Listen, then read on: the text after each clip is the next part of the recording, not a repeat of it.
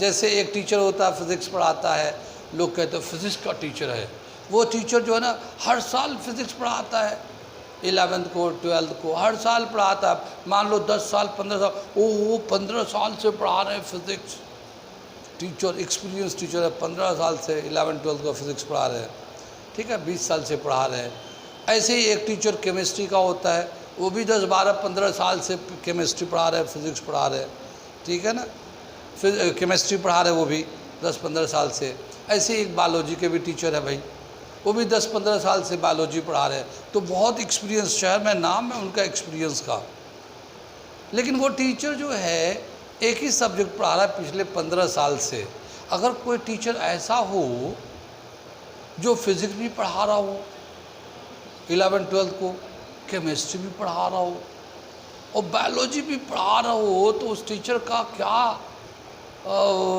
Public के नज़र में वो क्या होगा, वो टीचर नहीं, माय गॉड, वो फिज़िक्स, वो केमिस्ट्री, बायोलॉजी भी, और माय गॉड, कितना आदमी उसको आंखें फाड़ के, जैसे मैं देख रहा हूँ ऐसे उसे देखेगा। अरे ये जो अगर मान लो कभी गाड़ी से जा रहा होगा, बाइक से, स्कूटर से या स्कूटी से जा रहा होगा, तो अरे यही वाले तो सर है जो फिजिक्स केमिस्ट्री बायोलॉजी पढ़ाते हैं, बड़े लोग सरप्राइज होकर देखेंगे, तो ये है, अच्छा समझ में आ रहा है, क्योंकि बिल्कुल चिकना ऊपर से हो रहा होगा, बायोलॉजी फिजिक्स केमिस्ट्री पढ़ा रहे होंगे, ये ऊपर से चमक रहा है ना, ऊपर से सन का रिफ्लेक्शन हो रहा है, क्योंकि बिल्कुल चिकना है भाई का, ठीक है ना, कितनी बात समझ में आई। लेकिन मान लो एक तो टीचर ऐसा है जो पिछले 15 साल से एक ही सब्जेक्ट को, 2 सब्जेक्ट 3 सब्जेक्ट पढ़ा रहा है, लेकिन एक बच्चा जब 11 12 में आता है तो एक ही साल में 11th में फिजिक्स केमिस्ट्री बायोलॉजी तीनों पढ़ के एक्सपर्ट होना चाहता है या होता है, और फिर दूसरे साल में 12th में जाएगा तो फिर 12th में फिजिक्स केमिस्ट्री बायोलॉजी तीनों पढ़ के एक्सपर्ट होना चाहते हैं। इतना एक्सपर्ट कि नीट के जो पेपर सेटर होते हैं वो ट्विस्ट करके बनाते हैं, और वो बच्चा एक ही साल में पढ़ के उस नीट के जो एक्सपर्ट फैकल्टी है उनके ऊपर चला जाए। तभी तो क्वेश्चन देते ही देखते ओ ये तो ऐसे, ये लो मैं करके दिखाया, तभी तो वो करता है या कर रहा है या करेगा। तो बताओ उस बच्चे को क्या कहेंगे, उस स्टूडेंट को क्या कहेंगे जिसे एक साल में ही फिजिक्स केमिस्ट्री बायोलॉजी का हाफिज हो जाता है, और वो भी वो नीट सेटर या क्वेश्चन सेटर से ऊपर चला जाता हुआ, इतना मेहनत करता है, एक साल में कैसे करता होगा उस बच्चे से पूछो, ठीक है, जो कर रहा हुआ। तो जाहिर है एक साल 11 एक साल 12 में तो नहीं होता, तो आमतौर पे देखा गया कि नीट में जो फ्रेशर होते हैं वो उतना अच्छा नहीं करते जितना कि ड्रॉप करके करने वाले बच्चे होते हैं। फिर भी ड्रॉप करना, फिर एक ही साल तो ड्रॉप करेगा या ज़्यादा से ज़्यादा 2 साल। एक जो 15 साल से पढ़ा रहा वो आज तक फिज़िक्स का एक्सपर्ट ना हुआ, जो 10 साल से फिज़िक्स पढ़ा रहा आज भी उसे बहुत सारे सवाल नहीं बनते, केमिस्ट्री का आज भी नहीं बनते, उससे बहुत सारे सवाल ऐसे आते हैं, और बायोलॉजी का भी तो है ही है। तो लेकिन जो नीट का सेटर, वो बच्चा 1 साल ड्रॉप करने के, 2 साल ड्रॉप करके इतना एक्सपर्ट हो जाता है कि इधर 720 में 718, 715, 712 ला रहा है। कितनी बात सुन में, 600 ला भी रहा है, 600 650 लाना भी आसान बात नहीं है भाई। 180 क्वेश्चन में से वो 150 160 क्वेश्चन सही करे तो भी उसके नॉलेज की दाद देनी पड़ेगी। इसका मतलब यह है कि उस्ताद तो उस्ताद ही है, जो स्टूडेंट है वो उस्ताद से भी उस्ताद है, क्योंकि एक ही 2 साल में सब पढ़ के रख देता, फिजिक्स केमिस्ट्री बायोलॉजी सब हाफिज कर लेता वो। और एक उस्ताद तो पिछले 10 साल से पढ़ा के कुछ सीखे पढ़ाने के लिए, या पढ़ाते पढ़ाते सीखते, पढ़ाते पढ़ाते सीखते पढ़ाते थोड़ा सा सीखा उन्होंने पढ़ाने के लिए, और बच्चा एक ही 2 साल में कर करा के रखता है। तो सबसे ज़्यादा एक्सपर्ट कौन, सबसे ज़्यादा मेहनती कौन, स्टूडेंट, ठीक है ना। सबसे ज़्यादा इंटेलिजेंट कौन, स्टूडेंट। कितनी बात समझ में। तो स्टूडेंट जो है ना बहुत मेहनत करते हैं, लीड करते हैं, जल्दी बहुत सारी चीज़ों को समझना होता है, पढ़ना होता है, रिवाइज़ करना होता है, बहुत वर्क लोड होता है। और वो उस्तादों का उस्ताद होता है, क्योंकि एक उस्ताद एक ही सब्जेक्ट पढ़ाते हैं, वो तीनों सब्जेक्ट याद कर लेता है, और इतना याद होता है कि 180 मिनट में क्वेश्चन पढ़ा आंसर बताए, ये लो ये क्वेश्चन, ये सी में दिख दिख दिख दिख दिख गोला भरे जा रहा है बटन, ठीक है ना। तो कितना फास्ट उसका दिमाग काम करता है, क्वेश्चन पढ़ा आंसर लगाया, क्वेश्चन पढ़ा आंसर लगाया, वो गोला भरने में भी तो टाइम लगता है, और 3 घंटे में करके आता है, चलो सब कर दिया, जितना था मैं कर दिया। तो भाई उससे अच्छा और उससे एक्सपर्ट है, उससे सिंसियर है, उससे इंटेलिजेंट कौन होगा। तो students is more powerful, more knowledge, more expert than the teacher, ठीक है ना। टीचर तो बेचारा पढ़ा के कुछ भी हो तो उसे याद आ ही जाता है। अब जैसे मैं पढ़ाते तो इतने दिन में तो इतना भी ना पढ़ाऊँ तो फिर क्या पढ़ाया मैंने। एनीवे कुछ समझ में आया, इसे काट दो। नहीं, इसे काट मतलब वीडियो बंद। कितनी बात में अगला क्वेश्चन हम लोग ये कर रहे हैं, ये लिखा हुआ है, मैं पढ़ के सुनाता हूँ क्या दिया हुआ है। In the Bohr model of hydrogen atom an electrons revolve the nucleus in a circular orbit of radius 5 into 5.11 10 to the power minus 11 meter at a frequency of 6.8 10 to the power minus 15 hertz. What is the magnetic field set up at the center of the orbit? हाँ, ये 15 है, खाली 15 है, hertz है। ठीक है, क्या बताया कि बोर मॉडल एटॉमिक मॉडल हमने पढ़ा है। एटॉमिक मॉडल में रदरफोर्ड भी है, बोर मॉडल भी है, मॉडर्न भी है, ठीक है ना। तो उसमें क्या बताया कि एक जो एटम है उसको हम लोग फिगर बना के देखते हैं तो यहाँ पे उसका न्यूक्लियस है, एक इलेक्ट्रॉन जो है ये रिवॉल्व कर रहा है इस पे, ठीक है ना, ऐसे रिवॉल्व कर रहा है।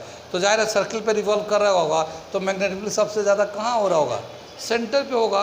तो हमें बताना है कि ये जो इलेक्ट्रॉन जो सर्कल पे रिवॉल्व कर रहा है उसका मैग्नेटिक फील्ड सेंटर पे कितना होगा। लेकिन ये इसका जो रेडियस दे रखा है, हाइड्रोजन एटम का जो रेडियस है 5.11 10 to the power minus 11 metre है। और ये जो इलेक्ट्रॉन है इसकी जो स्पीड है, उसकी जो फ्रीक्वेंसी है, फ्रीक्वेंसी जानते हैं क्या होता है, फ्रीक्वेंसी जानते क्या होता है, number of oscillation in 1 second. Number of oscillation का मतलब 1 सेकेंड में कितनी दफ़ा सर्किल को घूम जाएगा, सर्किल को 1 सेकेंड में कितनी दफ़ा घूमेगा। तो वो देखो वैल्यू दे रखा 6.8 10 to the power 15 hertz. 10 to the power 15 यहाँ है, इतनी दफ़ा 1 सेकेंड में घूम जाता है, ठीक है। तो उसकी वजह से कितना मैग्नेटिक फील्ड होगा सेंटर पे, वो निकालना है। आगे चले हम लोग। तो सेंटर पे मैग्नेटिक फील्ड निकालने का जो हमारे पास फॉर्मूला है वो क्या है, सॉल्यूशन कर रहे हैं हम लोग, ठीक है। Magnetic field at the centre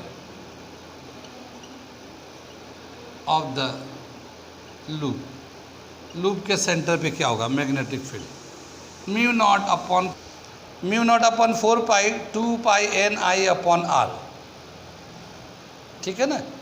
अब ये एन नंबर ऑफ रेवोल्यूशन होता है, लेकिन हम लोग क्या है यहाँ पे क्या दे रखा है, करंट भी नहीं दे रखा। इलेक्ट्रॉन जब घूमेगा तो इलेक्ट्रॉन जब flow of charge in a conductor is called current, यही तो बोलते हैं हम लोग। तो करंट कितना होगा, करंट हम लोग अलग से निकालेंगे। रेडियस दे रखा है, नंबर ऑफ रेवोल्यूशन हम लोग इसको पूरे को, नंबर ऑफ रेवोल्यूशन को, फ्रीक्वेंसी को हम लोगों ने करंट में ले लेंगे, इसको ये करंट हो जाएगा, ठीक है ना। तो ये जो वैल्यू दे रखा है, करंट अगर हम लोग निकालना चाहते पहले, करंट क्या होता है, I current is equal to N into E. N है नंबर ऑफ रेवोल्यूशन, ई है चार्ज ऑफ इलेक्ट्रॉन, वही करंट बनाएगा। तो आई की जगह पे नंबर ऑफ रेवोल्यूशन कितना 6.8 10 to the power 15 हर्ट्स है और 1.6 10 to the power minus 19 coulomb charge है। इससे हमारा करंट बन जाएगा, ठीक है ना। करंट की जगह पे इतना डाल देंगे, बाकी इसका वैल्यू तो हमें ही पता ही है 10 to the power -7।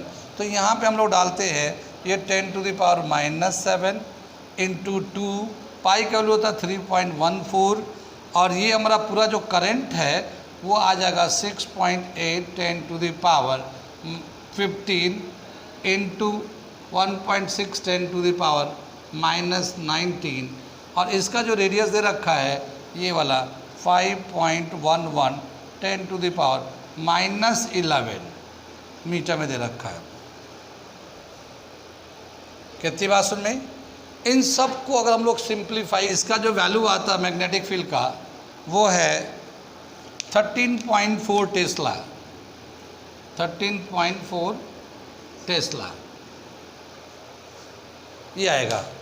अब अगर इसको करेंगे, पावर को पहले सिंप्लीफाई कर लिएगा, पावर का पहले कर लीजिएगा, फिर नंबर का कर लीजिएगा, आ जाएगा, सेम आंसर आ जाएगा इसका।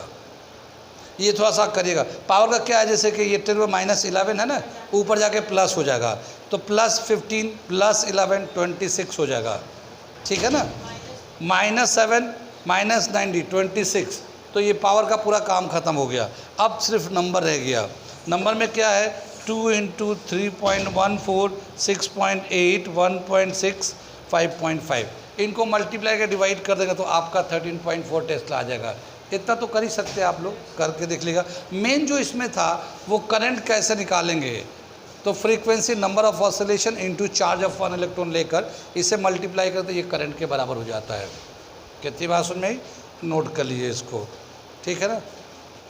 ये आप लोग एक चीज़ और देख लो, ये फैक्ट है, इसमें जितने भी डेटा दे रखा है, वैल्यूज़ दे रखे हैं, वो सब फैक्ट है, आप याद करिएगा, इसमें कोई रॉन्ग नहीं है। क्या मतलब, जैसे हाइड्रोजन का जो रेडियस होता है वो 5.11 10⁻11 मीटर ही होता रेडियस हाइड्रोजन का एटम का। या फिर इसको हम लोग ऐसे दिखाते हैं, 0.5 10⁻−10 मीटर होता है, या 0.5 एंगस्ट्रॉन होता है, 0.5111 एंगस्ट्रॉन। तो एंगस्ट्रॉन के टर्म में हाइड्रोजन का जो एटम का जो रेडियस होता है 0.51 एंगस्ट्रॉन होता है, उसी को मीटर में चेंज किया गया है ऐसे। तो ये वैल्यू भी फैक्ट है, यानी कि इसे याद रखना है, ये बदलेगा नहीं। हाइड्रोजन एटम जब भी कभी आएगा तो रेडियस इतना ही दिया रहेगा। ये जो फ्रीक्वेंसी दे रखा है, 1 सेकंड में कितनी दफ़ा ऑसिलेट कर रहा है, ये बिल्कुल उतना ही होता है। हाइड्रोजन 1 सेकंड में, इलेक्ट्रॉन जो है 1 सेकंड में इतना ही करेगा। कितनी बात में, तो ये सारे फैक्ट बेस्ड वैल्यूज़ हैं। तो ये जो आंसर आया 13.4 टेस्ला, ये भी फैक्ट है। यानी अगर हाइड्रोजन एटम के सेंटर पे मैग्नेटिक फील्ड पूछा कितना होगा, तो आप इस वैल्यू को याद करके रख सकते हैं, 13.4 टेस्ला, ठीक है ना। ये वैल्यू भी याद कर सकते हैं, कोई ज़रूरी नहीं है कैलकुलेट करें, ये याद रखेंगे, लिख डाल सकते हैं, क्योंकि ये सारे जो वैल्यू दिए हुए हैं ये रियल वैल्यू हैं, एग्जैक्ट वैल्यू है, उन्हीं को लेके कैलकुलेट करके निकाला गया है। तो इस तरह से ये आप लोग इसको भी, आंसर को भी याद रख सकते। 13.4 टेस्ला हाइड्रोजन के न्यूक्लियस पे मैग्नेटिक फील्ड होता है, ठीक है ना।